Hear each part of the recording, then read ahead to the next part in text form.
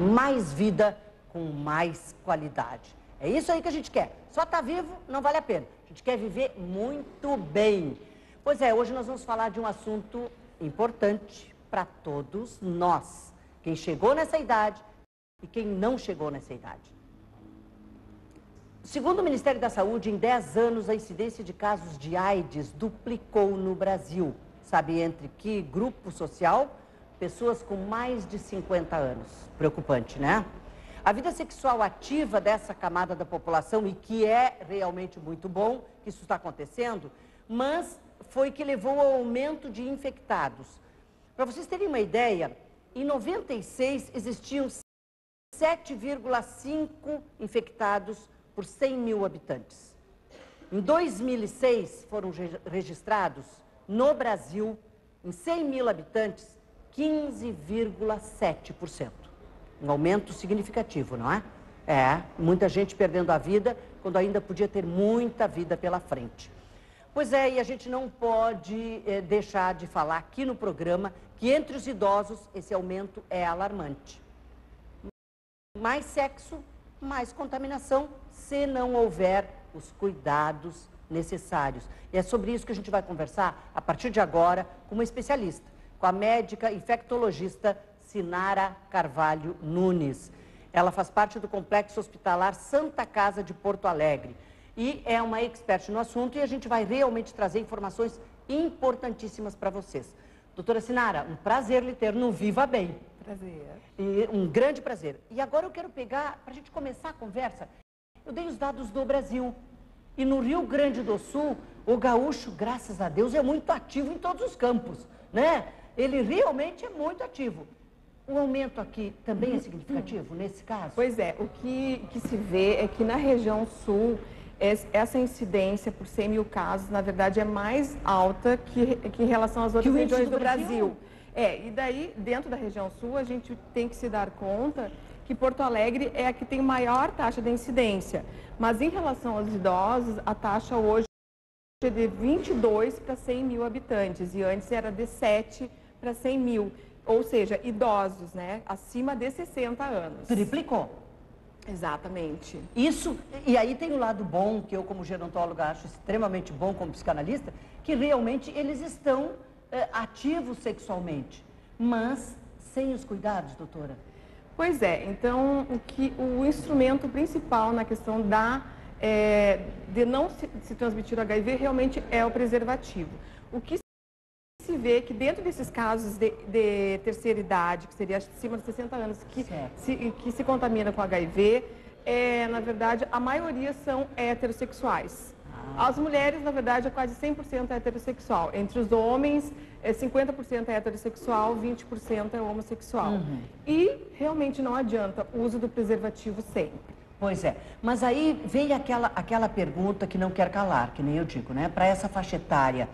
A questão de uma ereção não 100% não seria uma das causas do não uso do preservativo? Essa dificuldade, talvez? O que a gente sabe é que realmente com o avanço, né, do Viagra, dessa questão que melhorou a questão da disfunção erétil, houve mais relação sexual nas pessoas acima de 60 anos. Por outro lado, tem a questão do preservativo e essas limitações que tu está falando. Realmente não há o que fazer. Tem que usar preservativo, mesmo que haja esse desconforto na hora da relação sexual. Ainda é a única forma de prevenir a infecção pelo vírus HIV. Tá, mas aí nós mulheres, eu como feminista há mais de 40 anos, né, pela libertação das mulheres e pelo direito, aí também entram vocês, mulheres, minhas colegas, né, de gênero, porque as mulheres têm que fazer parte neste momento da relação, e uma parte talvez muito mais ativa do que talvez numa outra faixa etária, né? Doutora, concorda comigo? Sim. Porque é claro que a questão, os homens é que têm que colocar o preservativo, mas a atuação das mulheres é fundamental. Para que seja prazeroso, para que seja dentro das preliminares da relação. Eu acho que tudo é uma questão de forma, né, doutora? Sempre os dois participam da relação sexual. Nunca pode ficar aquela coisa, não usou, a mulher não usou porque o homem não quis. Em segundo lugar, realmente tem uma alternativa que é o preservativo feminino. Ah, vamos falar para elas, ok? Dá para usar o preservativo feminino, Aham. que daí acabaria com esse desconforto da disfunção erétil, né? Que é uma ereção não completa durante o ato sexual. E aí precisa mais e mais conhecimento, porque o da mulher, o preservativo da mulher, além de ser mais recente, né? Ele é menos conhecido. Concorda, Exatamente, doutora? ele não faz parte da nossa cultura. Não faz enquanto parte da cultura o preservativo masculino existe há 100 anos, Isso. né, realmente há essa limitação. E a outra questão também que eu acho que pode falar em relação a essa idade é o sexo oral. Então, realmente, também tem que ter cuidado no sexo oral, porque pode transmitir doenças sexualmente transmissíveis, sim. Uma das alternativas, né, para a mulher seria o uso do papel filme durante o sexo oral, que dá que protege ali as mucosas e não deixa ver transmissão.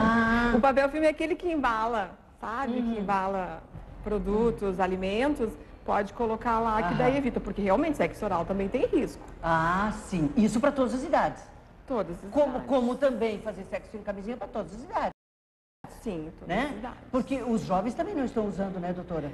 Agora pegando- Mas eu acho que melhorou bastante. Eu acho que hoje o adolescente já começa com essa cultura que tu estava falando que a terceira idade não tem, né? Exato. Então, usar já desde a primeira relação sexual, usar preservativo. Então, fica Claro. uma coisa assim, meio que normal. Claro. Não, porque a gente sabe assim, por exemplo, que está na terceira idade hoje, teve uma vida sexual ativa sem preservativo, Sim. né? Ou até quando não queria engravidar, eu me lembro muito bem, muitos anos atrás, questão da tabelinha, quer dizer, naqueles dias estava marcado que não podia ter relação sexual para não engravidar, depois veio pílula, né, que liberou mais, mas o preservativo não foi usado por essa população que hoje está na terceira idade.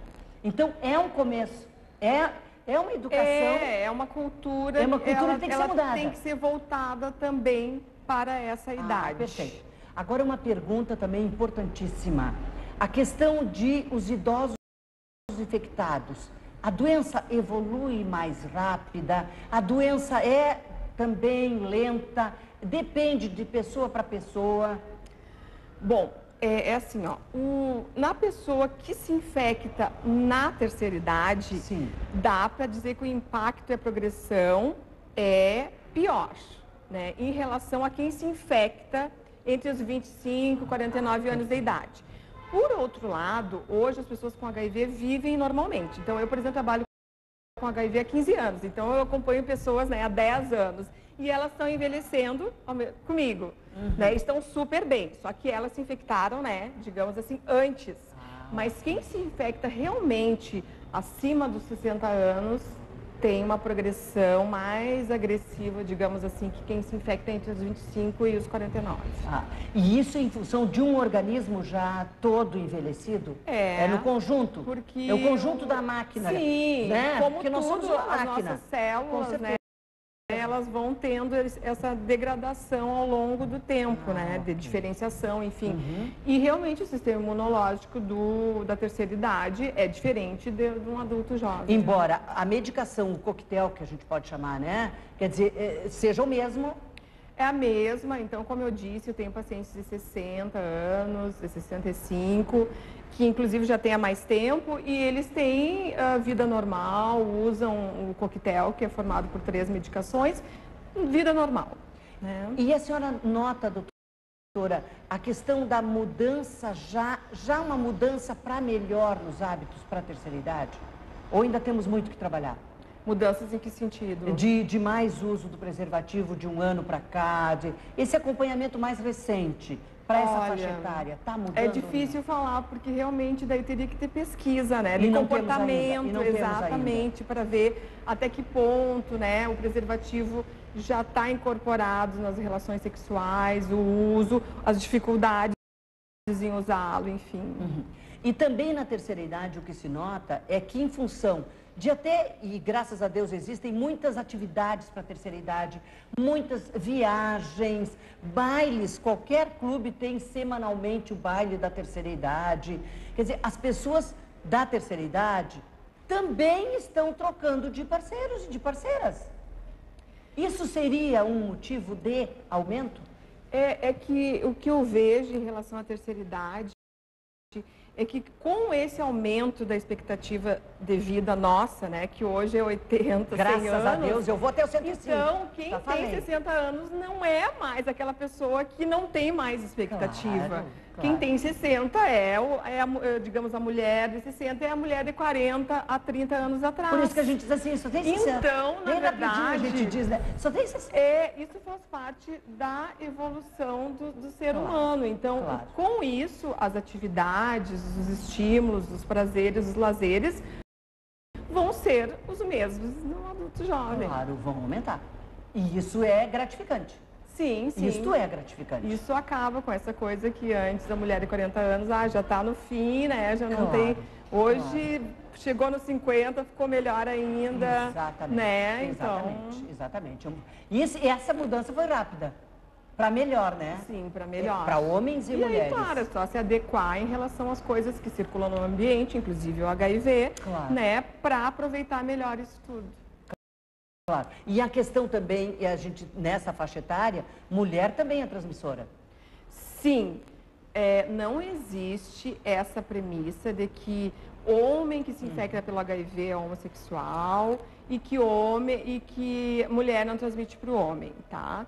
Quanto mais a gente falar, melhor. Porto Alegre, na verdade, tem um subtipo do HIV que é mais frequente em relação às outras regiões, que é o subtipo C.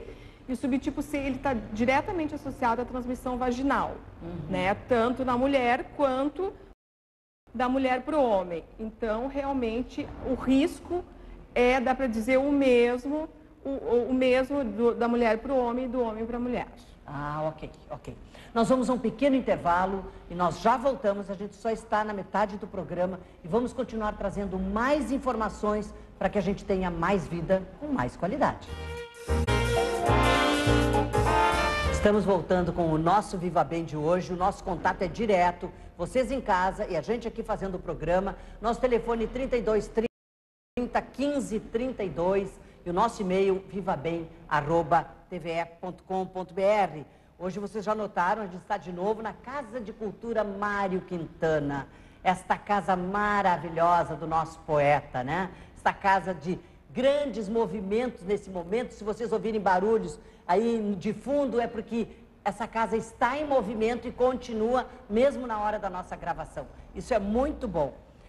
Doutora Sinara, vamos continuar falando sobre essa questão da AIDS na terceira idade, de como é que as pessoas se infectam, de que tipo de vírus nós temos. Aqui em Porto Alegre, a incidência maior do Brasil.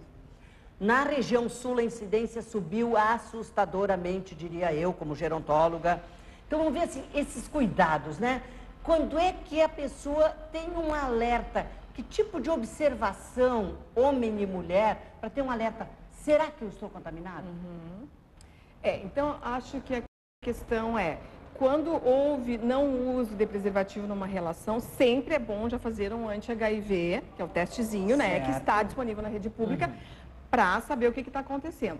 Mas em relação a sintomas, e como a gente falou que a terceira idade, ela tem uma progressão mais rápida, os sintomas, seria um conjunto de sintomas que sinaliza de que o sistema imunológico está piorando, né? Então seria diminuição de peso, febre, diarreia, lesões na pele, sapinho na boca. Acho que esses seriam sintomas que a pessoa começa a ter um alerta, né? Mas claro que o ideal é que realmente, se houve uma relação desprotegida, é que as pessoas façam mais anti-HIV para saber o que está acontecendo. Porque quanto antes a gente saiba, melhor fica para a gente poder acompanhar, porque hoje a gente tem exames para poder determinar qual é o momento ideal do tratamento. Não deixa evoluir para uma doença grave. Claro. E o exame também já dá em que nível ele está? O anti-HIV, então, vai comprovar soro ou não. positivo. Exatamente. Depois a gente lança a mão da contagem de CD4, que é a célula que o vírus, né, destrói, e vamos saber, de acordo com o número, se está na hora ou não do tratamento. Tá.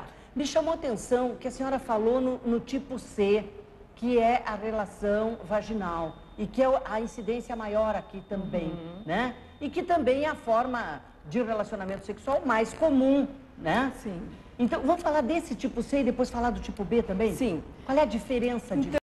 Então, na verdade, todos os subtipos, eles surgiram na África, né? Do A ao G.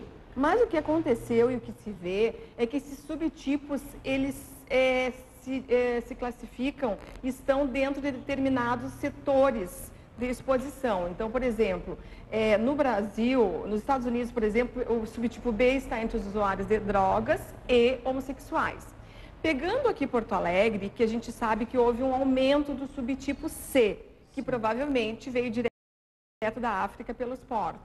O que acontece? Numa pesquisa que nós fizemos dentro da Prefeitura de Porto Alegre, nós vimos que o subtipo C está associado à prática vaginal e o subtipo B à prática anal.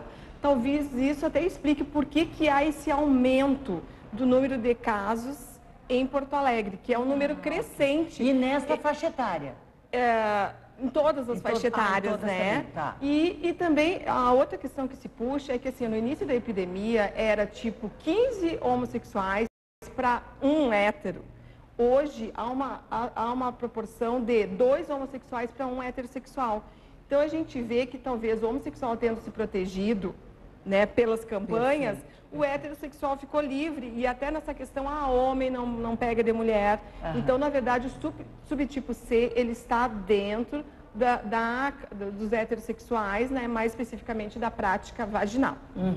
Por isso que eu saliento bem que homens podem se contaminar da mulher e que não tem essa coisa assim que a prática homossexual, anal, teria uma maior probabilidade de adquirir o vírus. Na verdade, é igual. São só vírus diferentes? Só vírus diferentes. Claro. E me diga o seguinte, a senhora falou em campanhas. Será que não teriam que ter campanhas para essa faixa etária? Eu acho que um dos motivos de Porto Alegre ter esse aumento de número de casos, talvez por esse subtipo ele se proliferar mais ali na mucosa vaginal. Por outro lado, realmente as campanhas, elas deveriam centrar na questão heterossexual e inclusive união estável. Porque o que a gente vê é que assim, que quem se infecta hoje pelo vírus HIV é quem tem uma relação estável.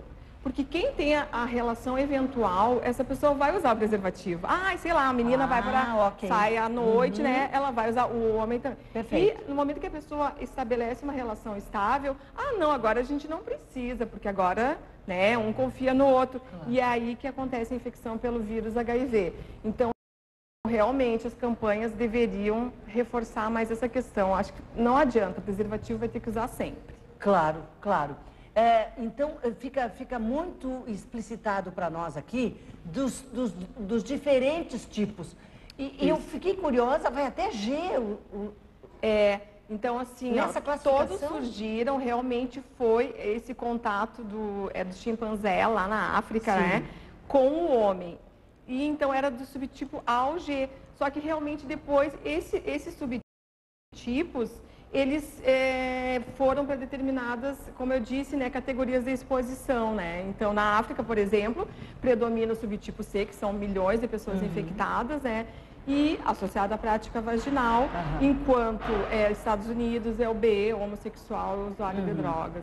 E aí o D e E são outros subtipos? São outros subtipos. Que não são muito comuns. Eles ali na Tailândia tem o D, tem na Índia também, e eles realmente eles seguem essa categoria de exposição. Né? Então o B, acho que é o E, que estaria entre usuários de drogas injetáveis, enfim. Claro, claro. Bom, nós demos aqui também essa indicação para vocês da autoobservação, o que está acontecendo no corpo, quais são os sinais que são alertas.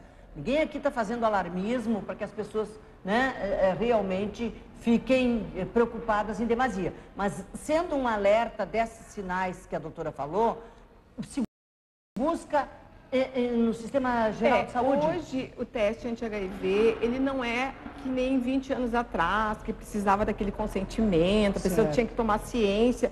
Hoje, o anti-HIV, o teste, está disponível na rede pública, na rede privada. É isso que eu queria dar Todo médico informação. pode pedir, não é assim só infectologista. E a única coisa que se faz é comunicar a pessoa, assim como outros exames que a gente está pedindo. Mas não precisa fazer aquele mise-en-scène todo, porque, na verdade, o HIV, como eu digo para os meus pacientes, ele é uma infecção previsível quando tratada. Então, se a pessoa precisa de medicação, eu dou, ela vive naturalmente, normalmente, com uma expectativa tão grande quanto a minha. Então, realmente, a questão é simples, fazer o teste e fazer o acompanhamento médico. Posso dizer que teria que ser incorporado nos pedidos de um geriatra, se os geriatras também tivessem esse cuidado de eu atender os idosos, pedir o HIV dentro do rol de exames? Porque a maioria dos idosos faz anualmente os seus exames. Sim. Na verdade, realmente os protocolos, eles têm que ser atualizados, né? Certo. Assim como o gineco tem o protocolo pré-natal e que inclui sempre o anti-HIV, realmente nos exames da terceira idade poderia sim incluir o anti-HIV, porque realmente fica fazendo anual e consegue-se ter a ideia do que está acontecendo. Claro. E me diga o seguinte, tem grupos de apoio para quem está contaminado? Sim, na rede pública geralmente tem, que são os centros de aconselhamento, que eles ainda funcionam, né? Os centros de aconselhamento são aqueles centros onde a pessoa quer fazer o anti-HIV, ela vai lá, tem uma palestrinha, né? E ali tem os grupos de apoio, assim como outras ONGs também, que tem disponível esses grupos de apoio por telefone, enfim. Eu prometo a vocês, eu vou dar uma pesquisada e trago informação aqui no programa da onde pode ser buscado. Doutora, não quero deixar passar, nós temos pouco tempo de programa já, sobre a questão de um soro positivo se relacionar com um não soro positivo ou soro negativo, para ser mais correto. Então, não há nenhum problema em pessoas sorodiscordantes, que seriam positivo ou negativo, terem... Chamamos soro discordante. Soro discordante. Perfeito. Terem relação sexual normal, né? Então, isso acontece muito no consultório, sempre aparece, e eu explico bem que é para ter vida sexual normal. No caso de haver a ruptura de preservativo, o que pode fazer procura, né, o médico para usar o coquetel por 30 dias pós-exposição.